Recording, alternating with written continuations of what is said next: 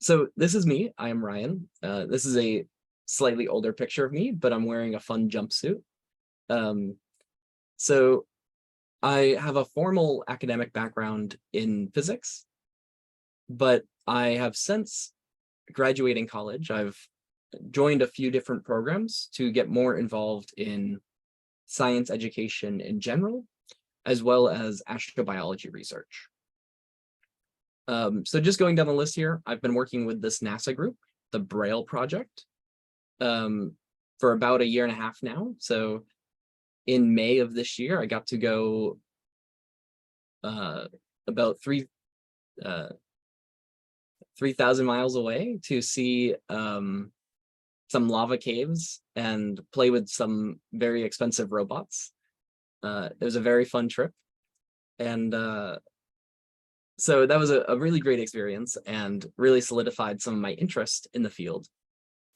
I'm also an astrobiology instructor for the Art of Inquiry, where I teach online. And I'm a supplemental instructor for astronomy and physical sciences at a local community college. As a supplemental instructor, I work with another full-fledged instructor there. I'm also a visiting scholar at Blue Marble Space Institute of Science, which is an astrobiology research center. And I'm an avid astrophotographer and book author. So I published a book about how to get into astronomy not too long ago. And I really like taking space pictures. So here are some of the kind of more recent pictures I've taken. I think these are a lot of fun. Here on the left, you can see the moon. You can see Jupiter and Saturn. And over in the side, you can even see Venus. So you can see a bunch of the different planets in our solar system, which you've probably heard about throughout the course here. And then here I see, this is our moon. So I've taken a couple of cool pictures of our moon. And this is what we call a blood moon, which is pretty rare, but one just recently happened. So I do like taking pictures of space. And I like crawling in caves. So after all the introduction, it's time to learn about some astrobiology.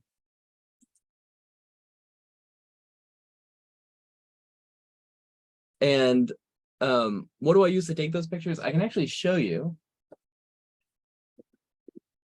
I'd like to see. They look so neat and clean. I just use this camera. Sometimes I can just use this, and other times I attach it to my telescope.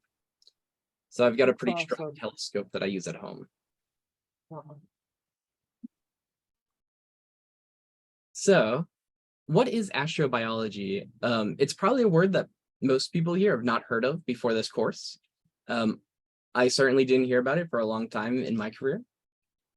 And so just to break it down a little bit, I wonder if anyone here can tell me what the two parts to this word are. We've got astronomy, the astro part of the word, and biology, the biology part to the word. So does anyone know what astronomy is? You've been talking about it throughout the course here. So what is astronomy? I think astrobiology is the study of like life beyond Earth, life in like space and the universe generally, just like the study to see if there's any more, like there are any more signs of life in space and other things like that. Absolutely. And did you want to add something to that already? With your hand up. I think astrobiology is the study, astronomy is the study of space and everything under space, like Earth and life beyond Earth. Absolutely. Yeah, those are both great answers. And yes, that's exactly what it is. So we're studying life that's not on Earth. And so I wonder if anyone knows how many times we've found life off of Earth so far. Or if anyone wants to guess. Zero, exactly. Yes, we've never found it yet. And so we are still looking, but right now we only have one sample size to work with, on where life can be or how it develops. So we have a lot to learn. And one of the ways that we learn this is by pulling in a bunch of different types of science. So the biology part here, we talked about not only how life can develop, like evolving, but also what it can look like, right? The anatomy of life. How does it look? We also talked about astronomy when we talk about astrobiology. We talk about different stars and what stars can support life. We talk about planets and what planets life can exist on. We talk about chemistry. We talk about the origin of life. How did it start? What resources, what chemicals does life need to survive? And then we can also talk about the physics behind all of this. For example, the robots. I showed you a picture of me with one of these robots. And we use these robots to look for life. And along with that on physics, we can also talk about how life moves, right? So you can think about, we know how we can move through our solar system. How can other life move through their solar systems or otherwise, right? Is it possible that they can get to us? We'll certainly talk about it. So the point on this slide is that astrobiology is a really new field, and it's one that draws from a lot of different fields. So it's not all on its own out there.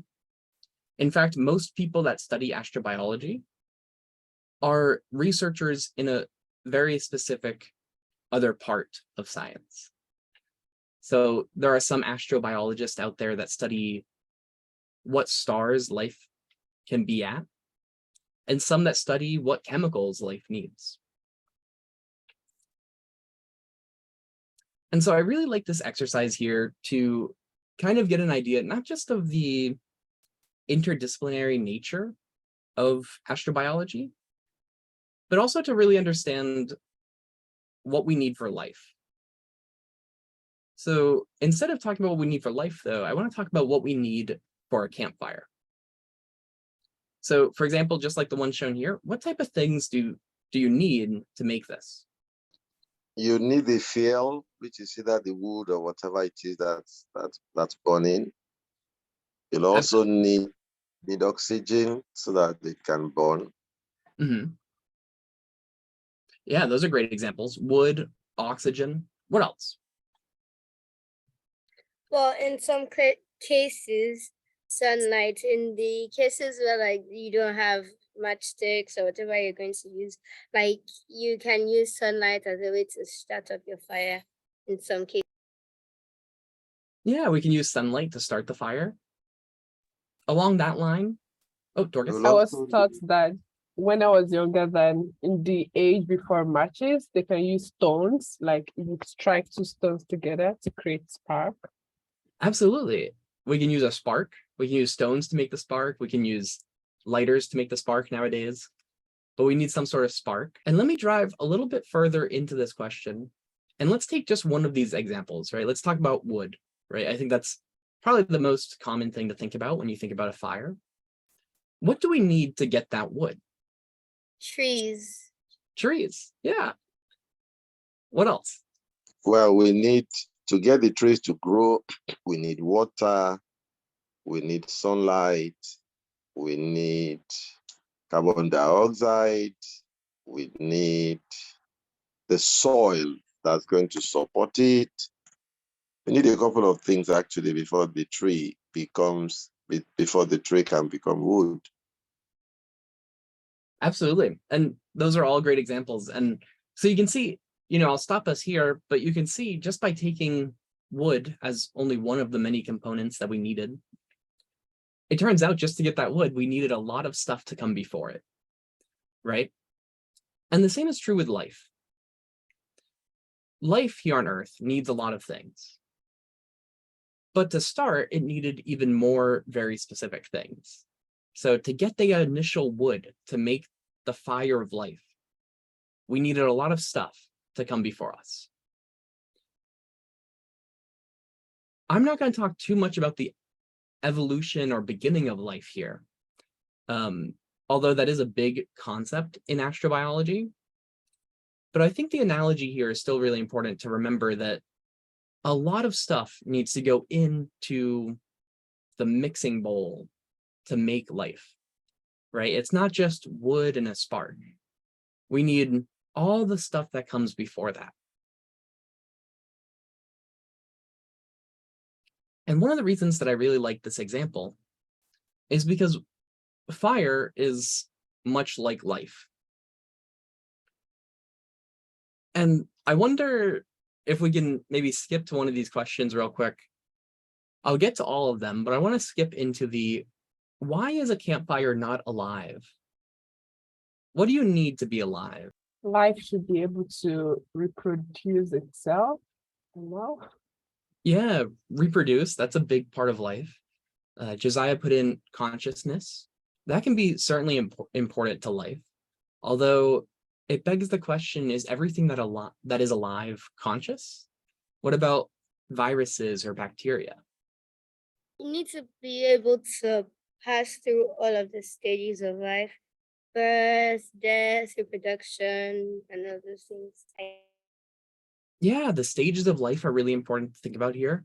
Birth, aging, development, growth, death, reproduction at some point in there, and potentially even recycling, right? If your parts go back to nature. But if we think about a campfire, I'm going to put aside the consciousness part for just a minute here. I think that's a really good thing to be thinking about, but I'll get to that in a little bit later. But when we think about a campfire, it kind of does have those stages of life, right? It gets the spark that starts its life. It burns really brightly and it gets bigger and bigger and it develops. It can even shoot off, right? It can crackle and shoot off fire, potentially catching other things on fire, reproducing itself. So, and eventually that campfire will die out. It'll end its life. So it seems, just on that explanation, it kind of seems like fire could follow those stages of life, right? It can reproduce, it can do all those things. What else separates fire from life?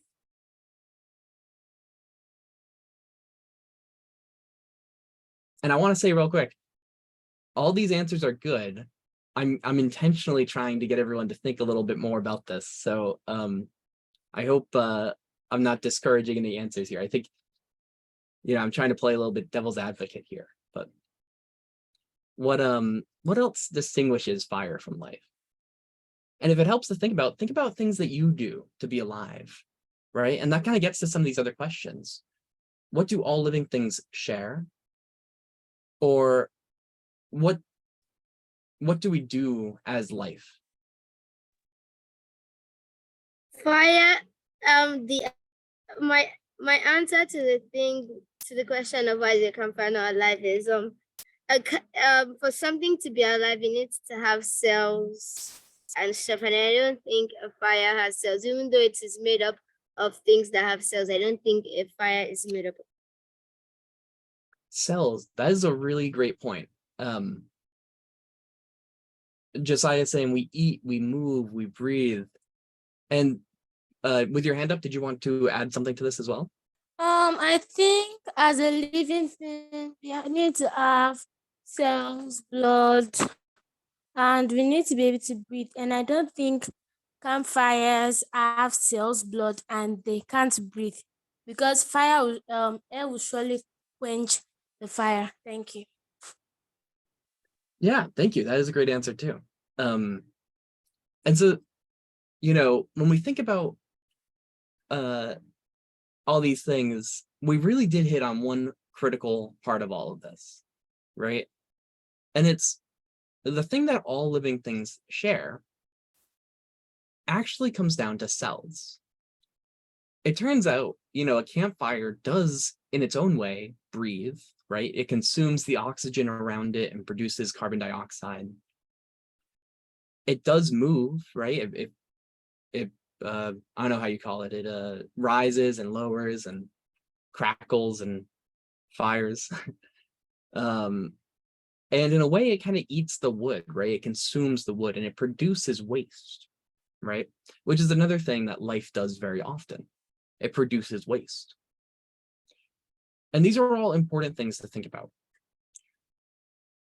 And so before, well, I'm going to come back to the examples of life in a moment here.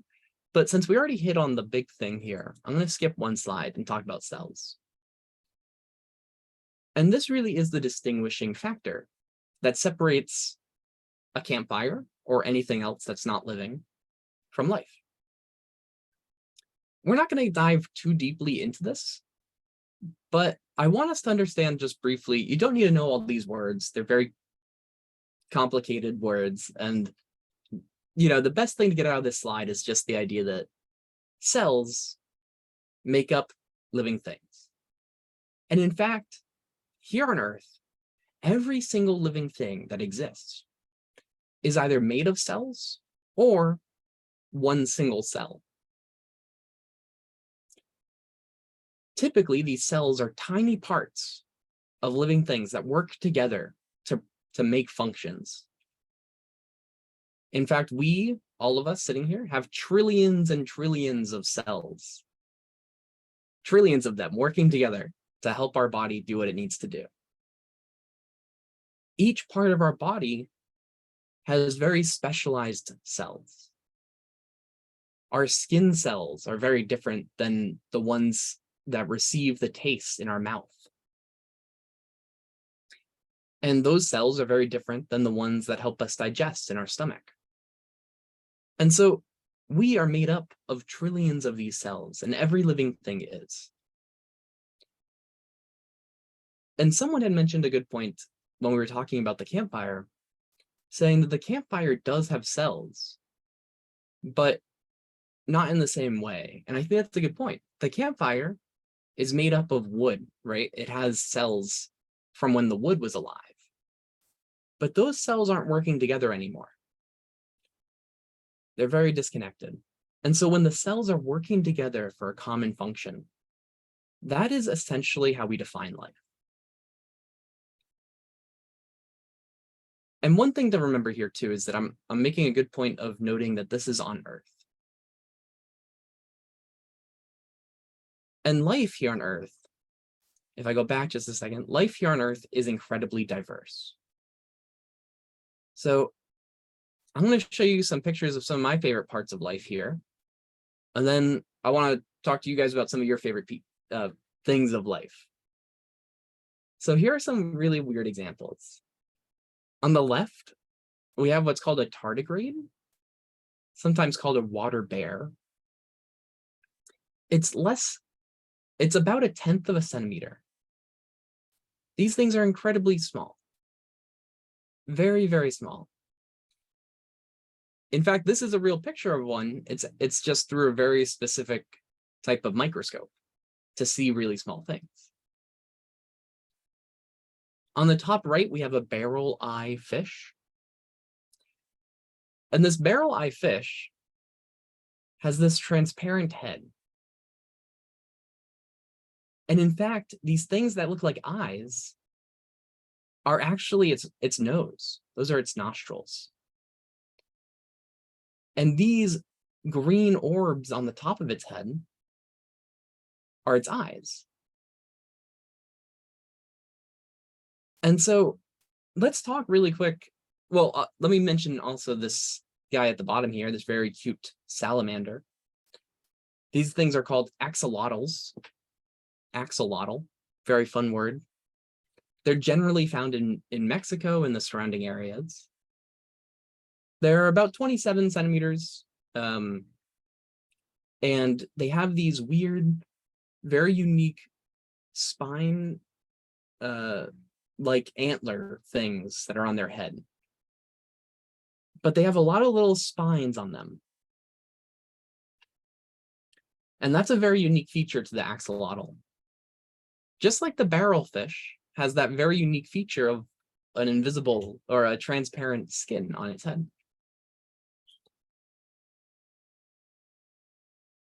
Yes, the tardigrade is like the dot from a pen on a paper, very incredibly small. And so I want to talk just really quickly about these three examples here. Why are they like this? Life is very diverse here on Earth. And why is that the case? Why, for example, does anyone have any idea why the barrelfish would look like this? Why does it have the eyes on the inside of this transparent head?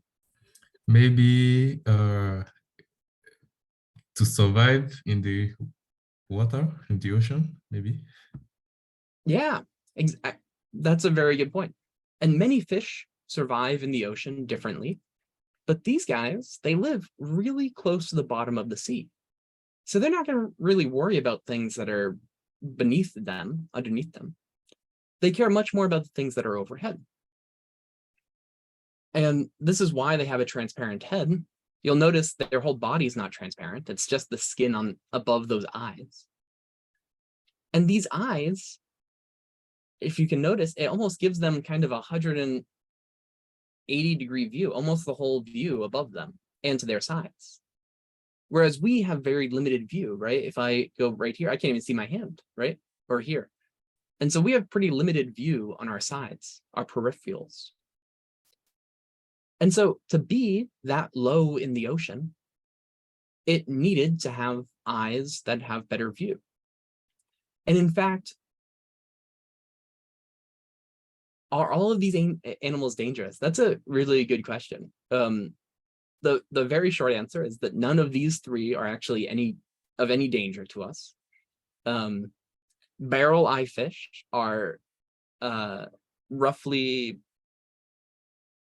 the size of your hand, maybe, or my hand, perhaps. They're fairly small. Axolotls are a little bit bigger, but they are very cute and docile. And tardigrades are too small to really be any substantial danger. We do know that small things can be dangerous to us, right? The coronavirus is a virus that goes inside of us and is dangerous. Many forms of bacteria can get us sick if they go inside of us. But as far as I know, there's no cases of tardigrades being dangerous. And I'll just mention a few other things real quick here. The axolotls, these little spines they have that look really unique. These axolotls are amphibious, which means they can live both in and out of water. And these little spines actually help them detect which way the water is moving, because it's easier for them to move with the flow of water. And if they're going to be moving against the water, they're going to have to try a lot harder. So yes. And so to know where the water is moving is very important to them. It also helps them know which way they can catch some of their food, which is good.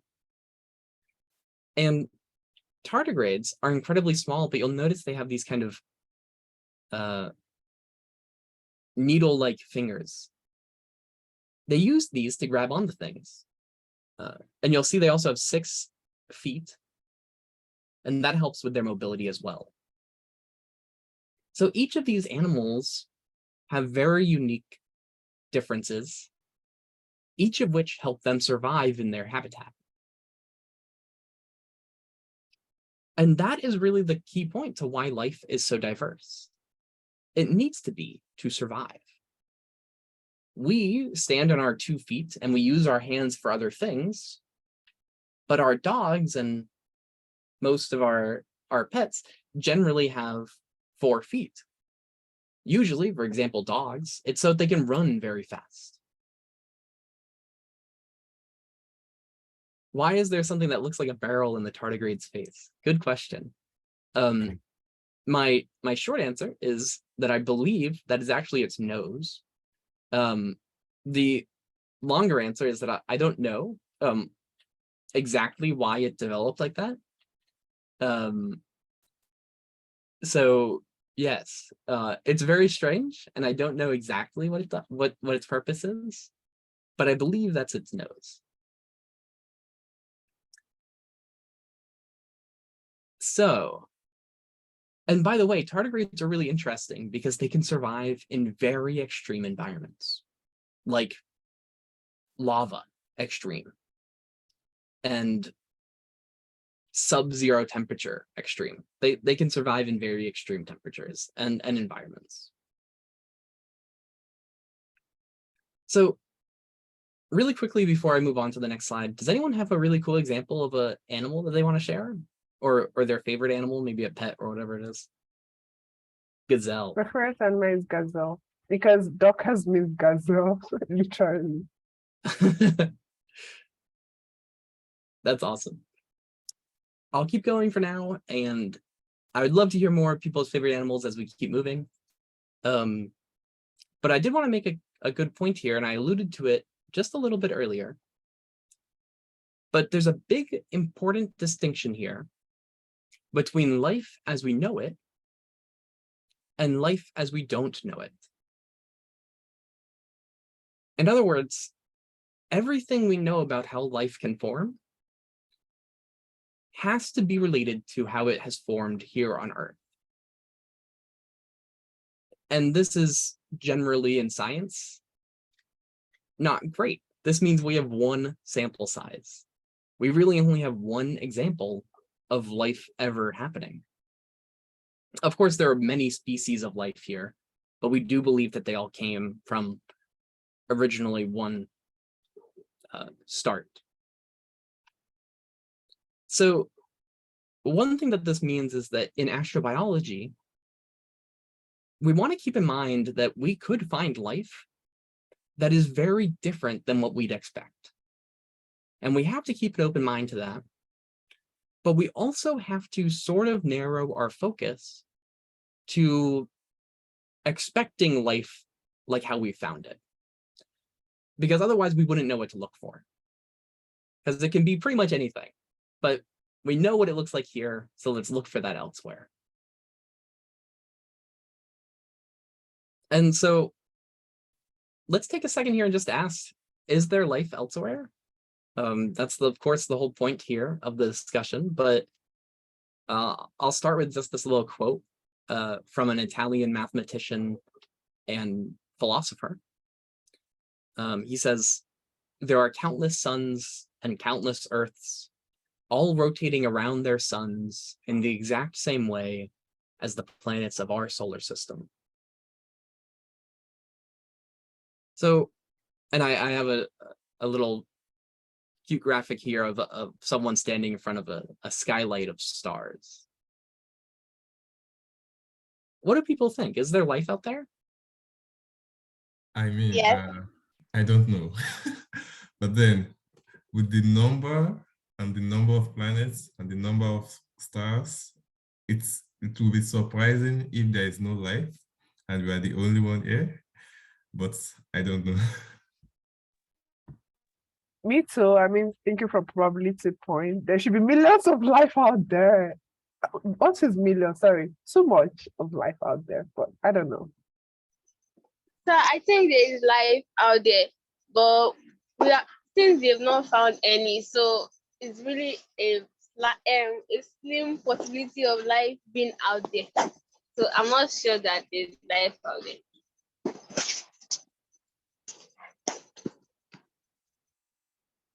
Yeah. And this is a question that people have been struggling with since the beginning of astrobiology.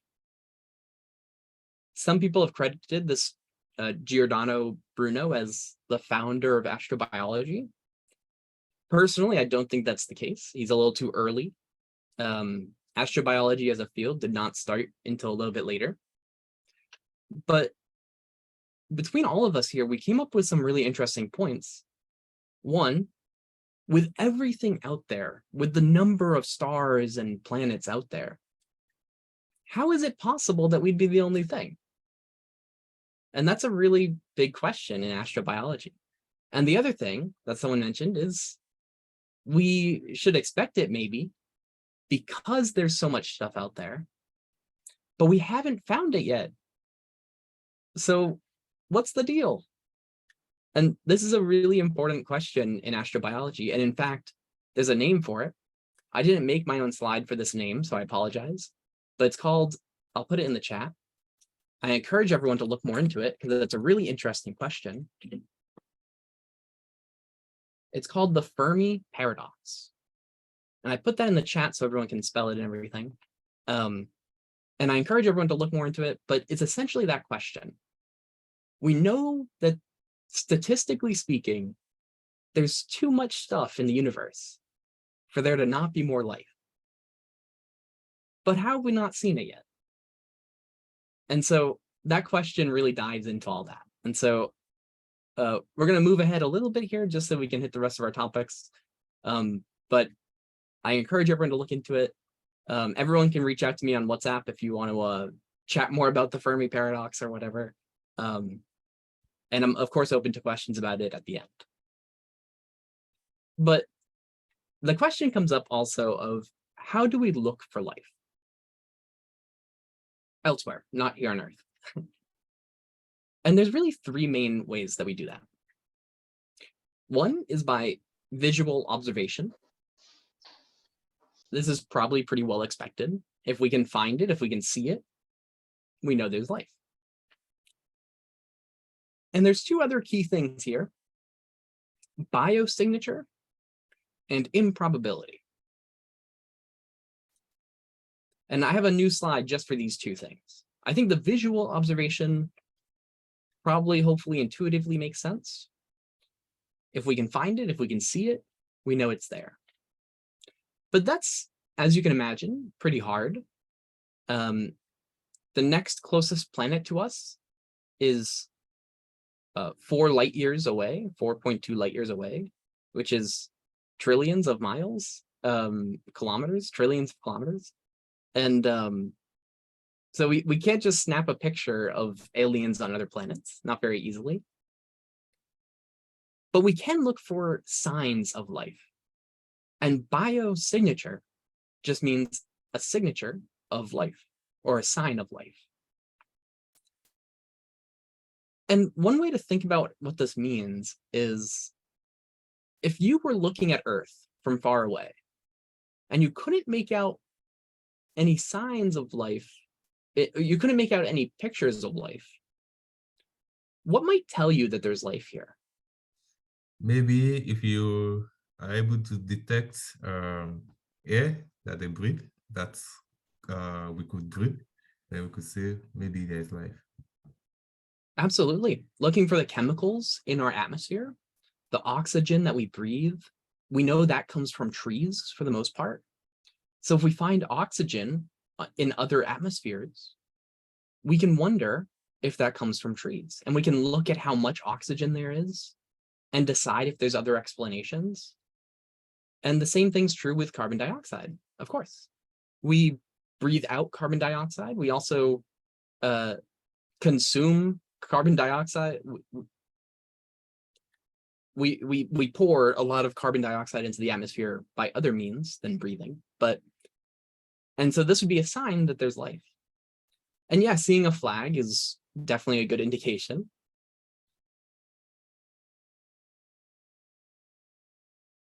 Footprint. And I was just I think the flag, the idea of a flag being placed on the moon, and then there's a footprint of the substructure there.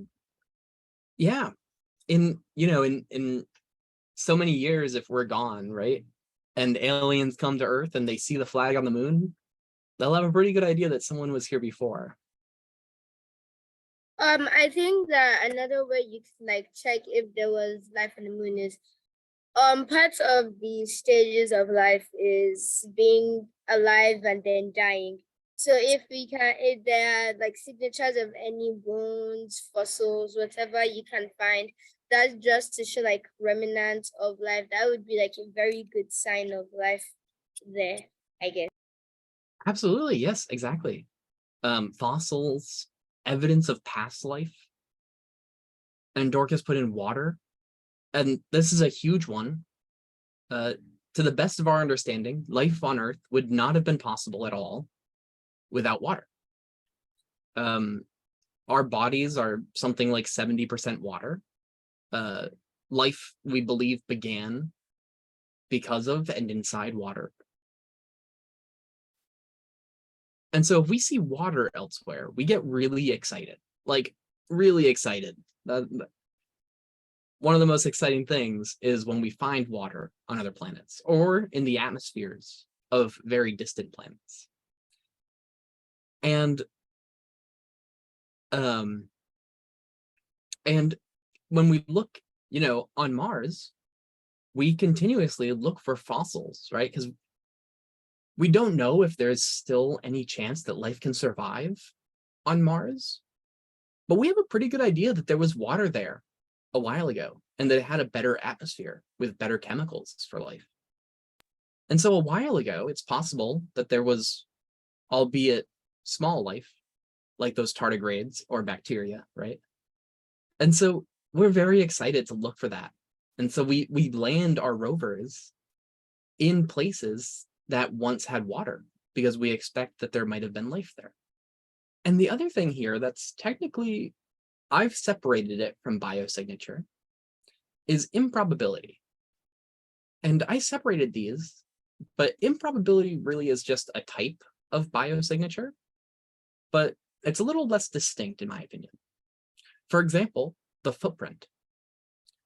A footprint on the moon is pretty distinct, but there is technically chance that very specific collisions and dust storms could have formed a footprint, something that looks like a footprint. But when we see a footprint, we should be pretty excited because it's pretty unlikely that that would happen by chance. It's improbable that it would happen by chance. And so when we see something that's improbable to happen naturally or by chance, we should assume that there might be life.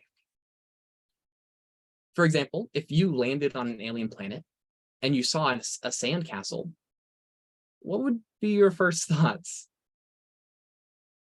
I'll be like, there's a child that was, maybe there was some aliens there that maybe they were reproducing and they had children, but maybe something might have already happened and they had to leave or they died. All of the time.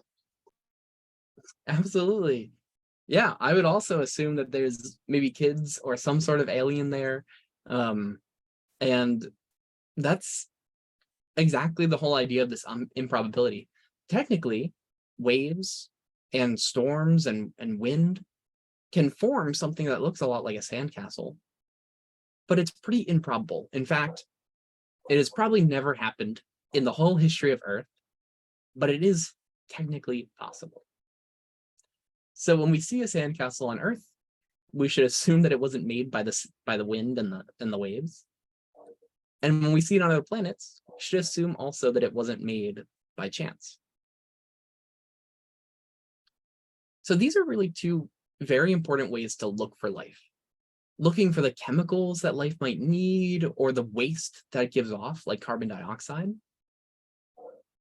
And also looking for improbable things.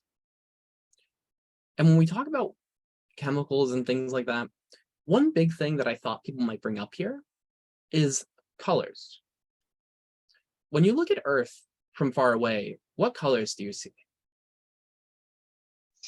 Blue and white. Blue and white? Yes. And any other big important color on Earth?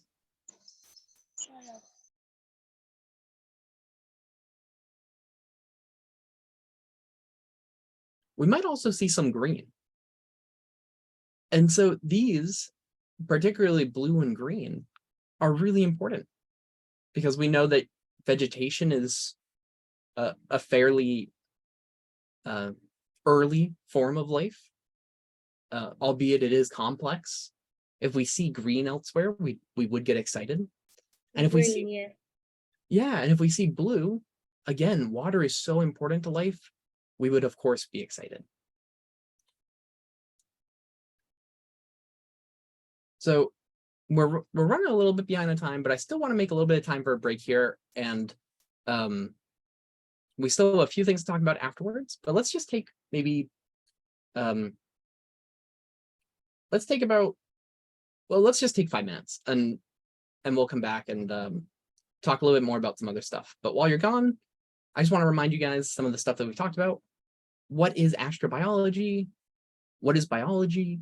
And how do we look for life? So just keep those questions in your mind, but go ahead and take about 5 minutes. So I'll see everyone back here at 59. So I'll just make a quick reminder of some of the stuff we've talked about. We've talked about astrobiology, the study of life beyond Earth. We talked a little about the biology of life here. We looked at some cute examples of my favorite life. And we talked just very briefly so far about how we can look for life by observations, biosignatures, and improbability. So any questions before we move on to the last bit of the course?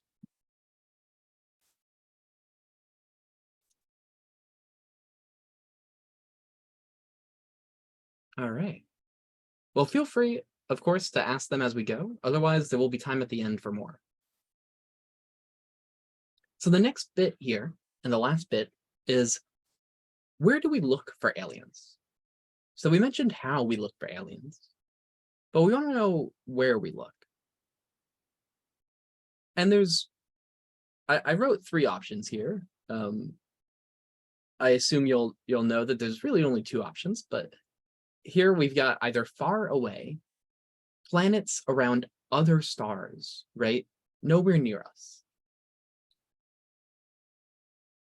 Otherwise, we can look for the planets here, like Venus and Mars, Jupiter and Saturn, and their moons. So that would be more nearby. And I did put a little note here that we can also technically look at home. Generally, aliens coming to Earth is a very fun science fiction adaptation that really popularizes the idea of aliens, but we'll look at the very end if that's really a possibility. And I'm sure there's going to be no surprises there. But so first, we should talk about life far away. Our galaxy is huge. But when we're looking for life around other planets, the planets are so far away that the type of life we'd be looking for would have to be substantial enough to impact the whole planet. For example, vegetation here on Earth is so substantial, it has produced so much oxygen that, like we mentioned earlier, that oxygen is a really good indicator for life. We can also look for carbon dioxide. As we mentioned, we produce a lot of carbon dioxide. And so we can look at big planet-changing things in the atmosphere.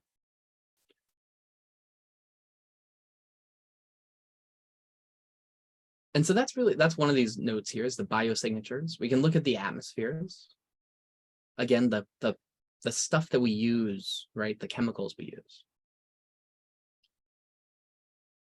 We can also look for some of these improbabilities. For example, if the star's brightness changes unexpectedly, or if we get strange signals. For example, there's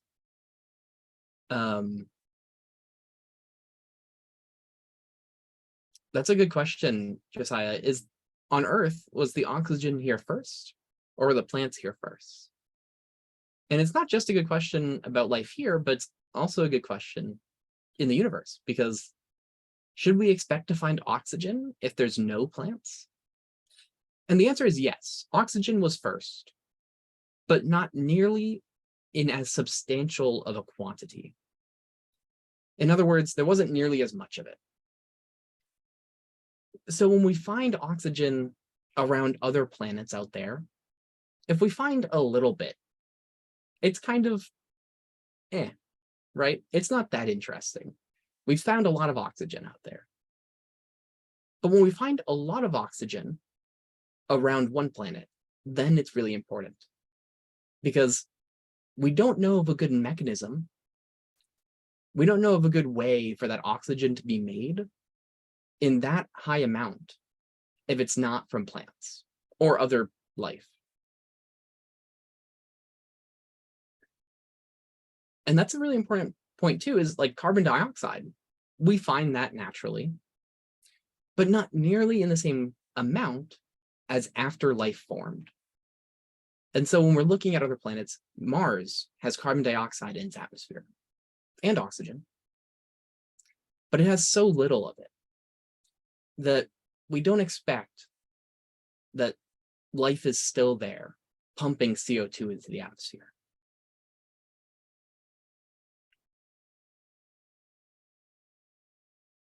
And so this is also this life far away is where you might hear about things like the WOW signal.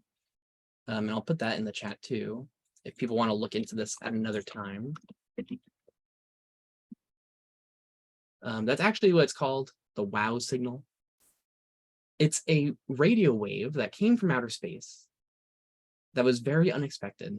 And people have long since attributed that potentially to some other civilization out there, and we intercepted their message. It is not likely that another civilization out there, if there was one advanced enough to send these messages, would be directly targeting us. It'd be hard to imagine that they knew we were here. But it is possible that they're using these signals for other reasons, and we just happen to get in the way. For example, some researchers have developed plans here on Earth to power spaceships at incredible speeds using really, really high-powered lasers. And I have a friend who's actually has done a lot of research in if we can look for really bright flashes of light out there that might be other civilizations trying to use this type of transportation. So either way, this life that we find would have to be planet altering. It has to be substantial enough to impart so much chemical into the atmosphere that we can detect it, or advanced enough to somehow be able to send these very complex messages.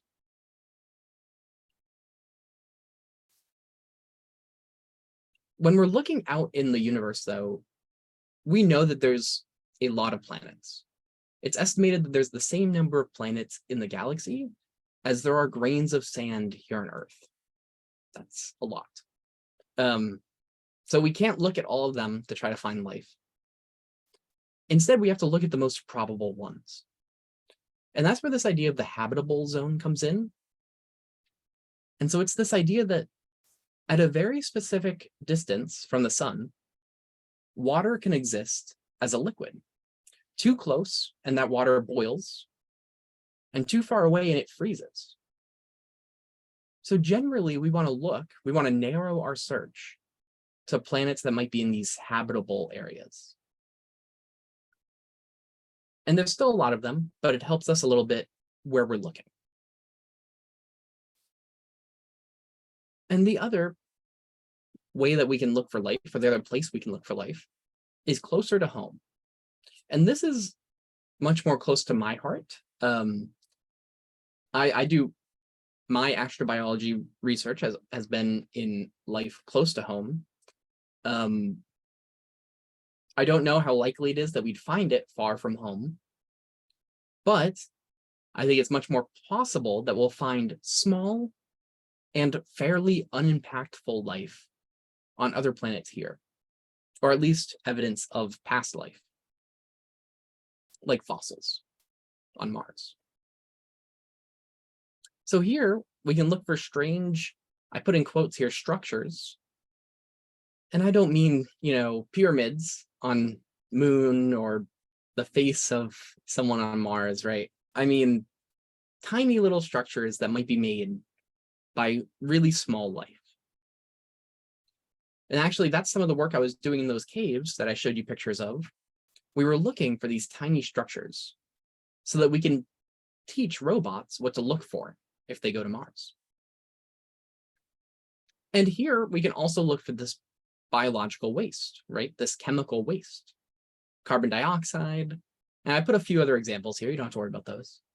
And we can actually do this more directly than just looking at the atmosphere. We can take samples of the soil on these planets, like Mars.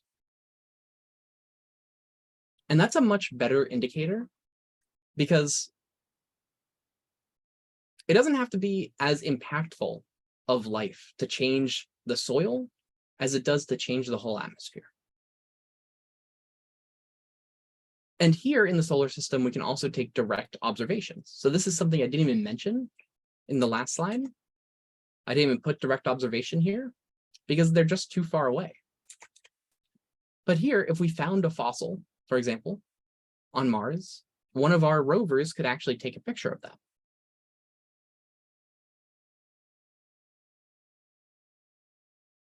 So these are just a couple more questions. What is a habitable zone? What type of life do we look for far away? And what's a likely place that life might exist nearby? I don't think I'll talk much about the first two. I already mentioned those briefly, but anyone have an idea of where in our solar system might be a likely place for life? And one way that we can look at this is we can go back to this image of the habitable area. And you can see here, one helpful thing about this image is that it labels all the planets for us, so we know what we're looking for. But two is it might tell us a good example of, where else life might be findable. I think Mars. Yeah, absolutely. We can see that Mars is still in that habitable zone, and we actually know that there's water there. Not nearly like the oceans here, but in the soil. So it's very possible that life might still exist on Mars. I still think Jupiter is close. It's not in the habitable zone, but it's close enough. Probably. Yeah.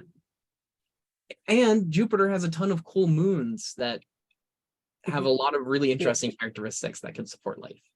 Yeah. I think it will be generally between Earth, Mars, and Jupiter, because those are the three places that are closer, like they are the closest to the sun. And in most of those places, it is more likely to find life there because of the little, even though it is very little, there'll still be an amount of life and oxygen and carbon dioxide. And it is more likely to find life in places that are closer to the sun. I would have said Mercury and Venus, but those are too close to the sun to be inhabitable because of the heat and the direct contact with the sun. So you said that there are other suns in the universe. So there might be another habitable zone, another place where you also find these bacterial organisms and so in another environment or another place. Yeah, absolutely. And so that's a really good point. And that's what we can look for when we look at these other planets out there. We can look to see if they're in that habitable zone. Here in our solar system, we do look a little bit farther on both sides. There's been some looking at Venus to see if it's possible that life might be there. And of course, at the moons of Jupiter, and even moons of Saturn, which is even farther away. And so I think part of that is because it's so much more accessible that, we think to ourselves, we might as well check, right? Whereas when we're looking really far away and we can't just easily go and send someone there, instead we have to use telescopes to try to image the thing. It's much better to limit our focus to this habitable zone. And so that's a little bit about how we, more scientifically look for life. We can do that again out in the galaxy looking at other stars, or here in the solar system looking at planets. And I just wanted to bring up that thing that I mentioned earlier about life here. What type of life would we have to be looking for to explain life, alien life that has come to Earth? Well, we'd have to be looking for very complex, intelligent, and advanced life that is somehow hidden and not widely noticeable or known, that can travel at speeds that we can't understand. And you can keep listing some things about how improbable it is. And in reality, how do we look for life, alien life here? We don't. There are, a lot of reports about UFOs and all that stuff, unidentified flying objects. And in reality, we don't expect that. It's fun to think about, and but we really don't expect it anywhere here. But it does get people involved in the idea of astrobiology, which is good. And so that's all I've got here today. That was a brief plus introduction to astrobiology. Thank you everyone who's here for coming and joining and listening through all of this and joining us. I want to open up briefly to some questions. I apologize for going a little bit over the normal time. And I just want to point out this quick quote at the end: ad astra per doctrinum, which is Latin for to the stars through education. In my opinion, words to live by. So any questions about any of the cool stuff that we've talked about today? How can they die? How can life that was on Mars die? Is that what you mean? So I mean, those organisms we saw in the beginning, I don't remember their name like that again. That are 27 centimeters, 0.1 centimeters. So how do they die? Can they die? Tardigrades. Good question. Yeah, really good question. The short answer is they are very hard to kill. Very hard to kill. In fact, one of a really interesting prospect to going back to our moon is I believe it was a Chinese lander that was trying to land on the moon, actually crashed, and it was carrying a lot of these tardigrades for an experiment. And when it crashed, there was no people in it. It wasn't a manned mission. It was just trying to get there and do some research on its own. And when it crashed, it spilled these tardigrades on the moon. And the idea comes up, can they survive being there? And we don't know, but we're really excited to go and find them and see if they're alive. We really don't expect it. We expect, if anything, they might be like hibernating kind of to protect themselves and stay alive. But in short, I don't personally know how you kill these things. I think it's very hard. My best guess is radiation. Radiation from the sun can actually tear apart the stuff that makes our cells, the DNA. And when it does that, that can kill life, which is one of the hardest things for us to actually send people into space right now, is we have to figure out how to get past that. But which is also why we don't really expect these guys to have survived on the moon. But other than radiation, I don't personally know a way that tardigrades can die, but I would actually love to learn about it. So if anyone looks into that, please send me messages on WhatsApp telling me how these things die. I don't know. That can be a fun little mini project if anyone wants to research how tardigrades die. Yeah, that would be a good exercise, I think. But thank you. That's a very good question. So thank you. Someone asked last week, I can't remember who, that those things we find that we call unidentified flying objects, UFOs, are they real? Are they aliens or something? Yeah, this is a good question because I bring it up slightly, and I don't talk much about it, but I kind of brushed it away. In reality, there are teams of researchers, real scientists that are doing research on what's called UAP. UAP, which is an I think it's an unknown aerial phenomenon, which is a fancier way of saying UFO, but saying UAP lets people do research on it without looking like you're researching UFOs. And so a UAP, which again is essentially a different word for UFO, is actually interesting to some scientists because we don't expect that it's aliens. Thank you. We don't expect that it's aliens, but it is intriguing that there's some stuff going on that people don't seem to have a good explanation for. And there are astrobiologists that are on these teams just to help narrow down that it's not aliens, but everyone's pretty confident about that in the scientific community. But it is still, like I said, it's interesting. Is it some sort of weird atmospheric phenomenon that we can't explain? Is it strange, experimental flights, things like that?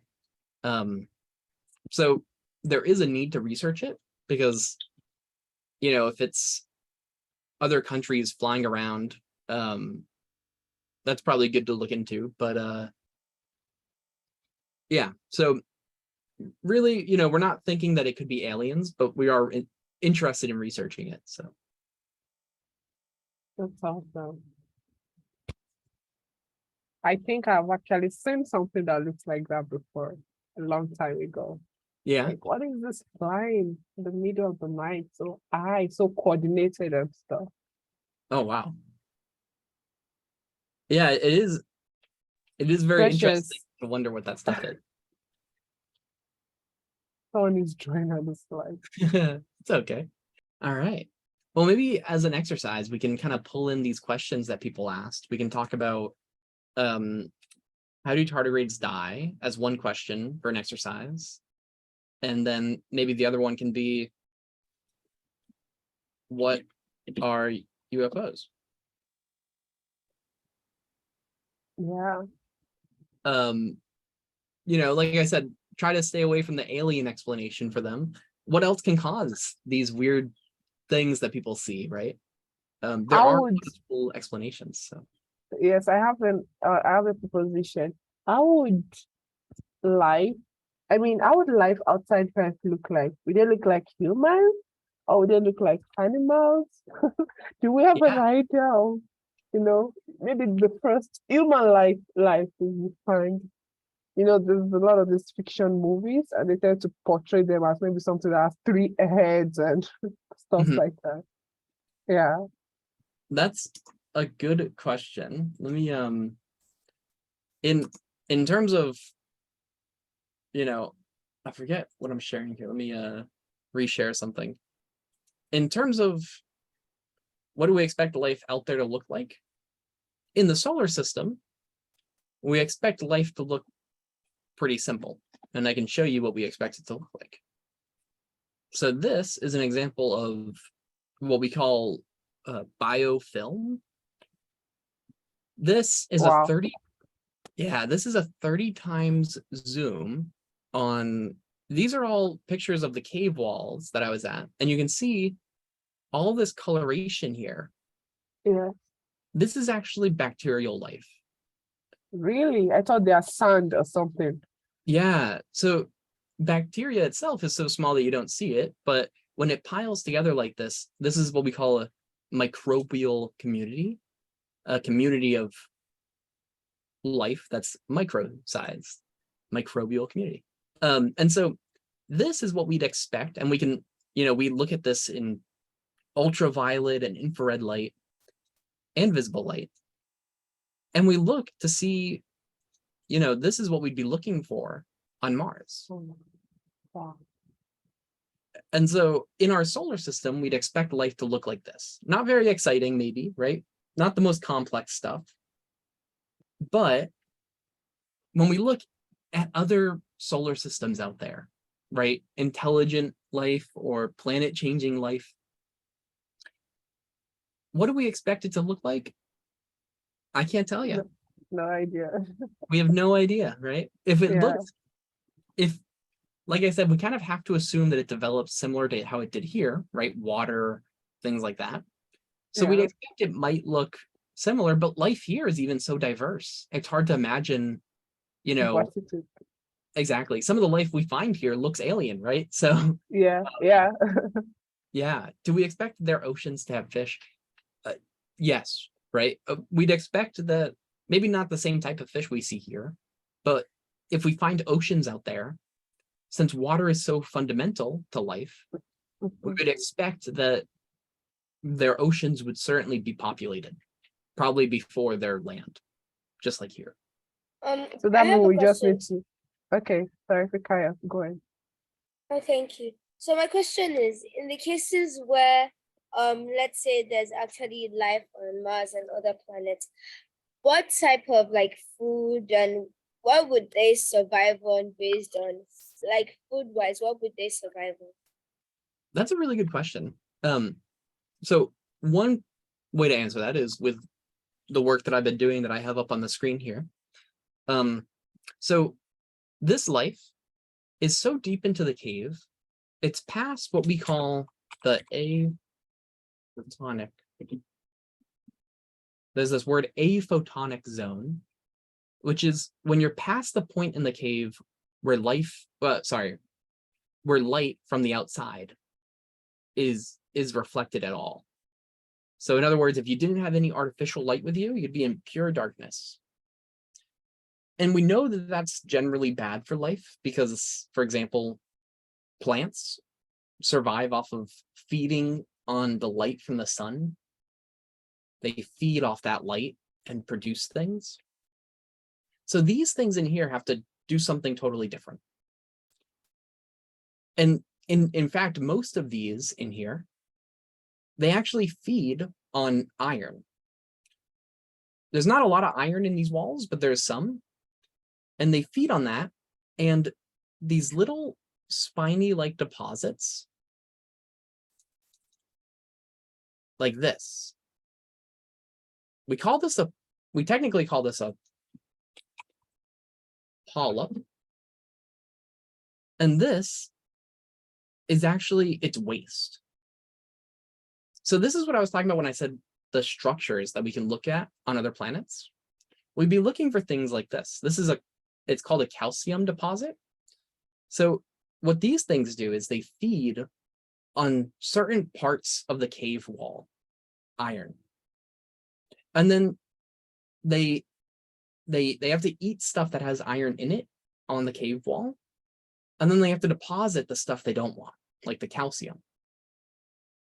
So we call these ferrous eating bacteria, but there's also, in these walls, in these caves, there's more than just that, but that's one example of what they can feed on.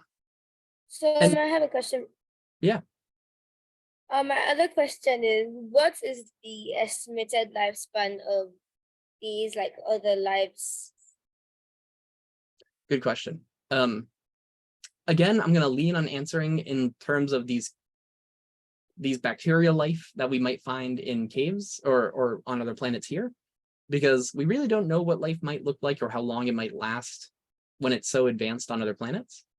But this type of life, these communities are in some cases millions of years old. So that's the community itself. I don't know myself exactly how long the individuals survive, but the community itself here is millions of years old. So I don't know the individual lifespan, but if we were looking for things like these, we'd be looking for things that have been there for a long time. And in fact, on Mars, the reason that we're so interested in caves is because we believe that when there was water on Mars, life might have formed in that water and migrated into the caves, and it was elsewhere too. But then when Mars lost most of its atmosphere and it stopped being protected from the radiation of the sun, most other life would have died. But the life in the caves is actually protected from that radiation. And that's why we're really interested in looking in the caves, because it's protected from that radiation. So if life went there a long time ago, it could still be there. Or at least we could find the evidence that it was once there. But yeah, Precious? So is it possible that you can plant trees in Mars so that the oxygen level can increase? That's a good question. There's a few problems with this. We would hope to do something like it. Excuse me. But unfortunately, since that radiation is so dangerous to the cells that make up life, we don't know if it'd really survive. We don't actually think it would. So instead, what you have to do, and there's been like plans and proposals for this,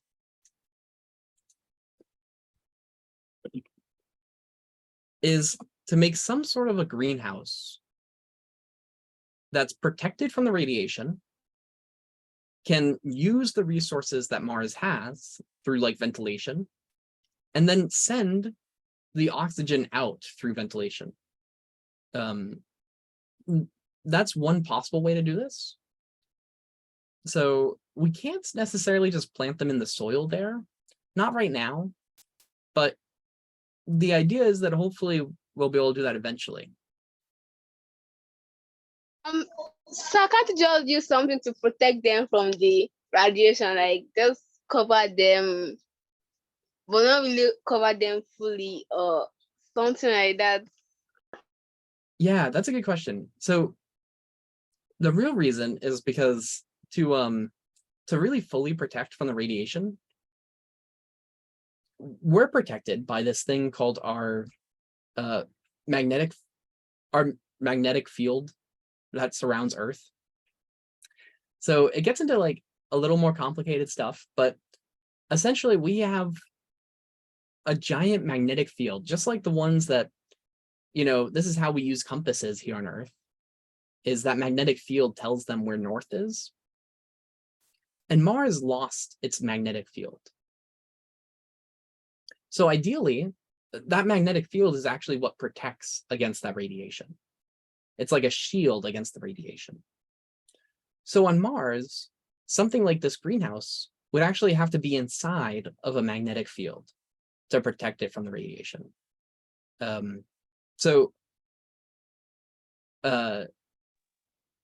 Right, and so this greenhouse would have to be inside some sort of magnetic field generator. This isn't actually on Mars at all yet. I don't even know if this picture is, this looks to be a NASA picture, but I don't know if this is really one they're developing for Mars, but I know this idea has been tossed around for Mars. And so really the problem with just putting like a film over it or something is you need to somehow generate a magnetic field to protect the life. So my question is, based on like career path in astrobiology, like what is the estimated time for you to like spend in university if you want to study astrobiology or something around that area? That's a good question. I'm going to go back to my slides here for a second and just pull up this slide real quick. So as I mentioned, astrobiology is so interdisciplinary. For example, I studied physics. Some of my colleagues are from backgrounds in biology, chemistry, astronomy, and even many other fields. And so, to get involved in astrobiology, you can do it pretty early. Once you have, finished some college, or at least started college, you can already start getting involved in astrobiology research. And then eventually, you'll find what you want to specialize in. And it takes a while to really become a full-fledged astrobiologist, but that's kind of a good thing because it gives you a long time to figure out what you really like looking at and researching. So yeah, I mean, you can get started in it pretty early, but to master it takes a long time. I mean, there's no masters at astrobiology. It's way too complex. Everyone holds a little piece to the pie, but to get that piece might take a little while.